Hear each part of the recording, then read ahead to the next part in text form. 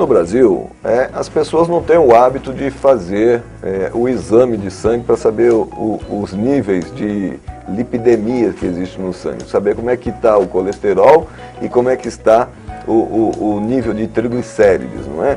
E isso faz com que as pessoas acabem morrendo, essa é a verdade, porque não existe nada que mate mais no mundo moderno do que as doenças coronarianas, ou seja, a pessoa acaba infartando, é o infarto agudo do miocárdio. Isso se dá porque quando o colesterol, essa alimentação que a gente tem hoje, nunca se alimentou tão mal e de maneira tão errônea como nós nos alimentamos hoje. Existe uma série de carboidratos refinados, né? Existem vários estudos e indicadores sobre os malefícios dos carboidratos refinados, tanto é que se você começar a observar nas prateleiras, você vai ver que hoje a tendência é que os produtos voltem a ser integrais, não é? Então, porque descobriram que o carboidrato refinado, o açúcar refinado, o arroz refinado, todos esses produtos refinados, eles contribuem para aumentar o teor de triglicerídeos nos níveis sanguíneos, e uma vez que o triglicerídeo está muito alto, o corpo converte isso em colesterol, e o colesterol estando alto, ele vai produzir uma coisa chamada placas de ateroma. Essas placas ficam circulando no sangue e elas entram para dentro do endotélio. O endotélio é a capa de revestimento das artérias. Então ela entrando para dentro do endotélio, ela faz tipo um calombo ali e vai juntando aquelas placas até que aquela artéria ela se obstrua, ela fica fechada. E se for uma artéria do coração, que é aquela artéria bem fininha, não é verdade? A pessoa vem a sofrer um infarto. Então, e não é só isso, existem várias doenças de circulação. O corpo, o que você precisa saber é que o seu corpo fala com você. Agora, ele não fala em língua portuguesa, então tem que aprender a ver os sintomas do corpo. Quando a circulação está difícil, muita coisa começa a acontecer, o corpo começa a mostrar para você. Por exemplo, subiu a pressão, ou é problema renal, pode ser também problema de obstrução das artérias, gerando dificuldade de retorno venoso, aumenta a pressão porque o coração tem que fazer mais forças. Imagina, as artérias ali entupidas, agora o coração tem que fazer mais pressão para conseguir bombear o sangue. Faz aumentar a pressão. Esse pode ser um dos motivos da pressão, da hipertensão, não é verdade? Outra coisa, a pessoa de repente está lá no dia a dia, começa com formigamento nas mãos. Então todo dia ele sente um formigar nas mãos. O que é isso? A circulação dele está falando, ó, está ficando difícil aqui. Ele sente ardência nos pés. Ele não faz nada, ele pensa em remédio. Você tem que pensar em emagrecer. Remédio pode trazer não, todo remédio traz efeitos colaterais e esses efeitos colaterais geram novas doenças. Então é o que é chamado de doença iatrogênica.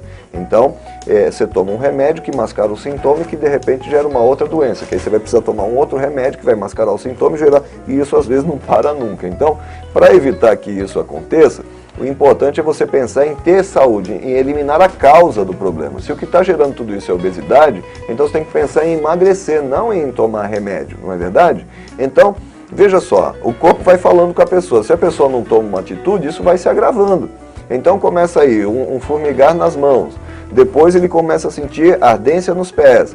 Aí as mulheres, às vezes, olham nas pernas, tem aquelas microvarizes, né? Aquela circulação alternativa que o corpo tenta fazer, na tentativa de manter a circulação. Uma vez que a circulação não está indo por onde deveria, o corpo tenta se defender criando uma circulação periférica.